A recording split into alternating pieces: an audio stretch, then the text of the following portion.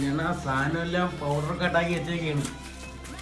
Powder coat ഇതാണ് powder coat. Paint അടിച്ചേക്കുന്നതല്ല, ഇതെല്ലാം പൗഡർ കോട്ടാണ്. അലീസൊക്കെ ചുരണ്ടി ഇതൊക്കെ ഗ്ലോസി ആയി.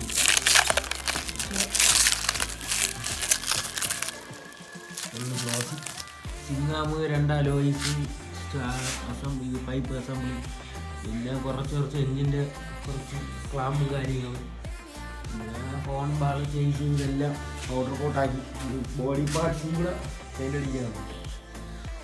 സെറ്റാക്കി വെച്ചാൽ ഫുള്ള് പൗഡർ കോട്ട് ചെയ്തു. ഇത്രയും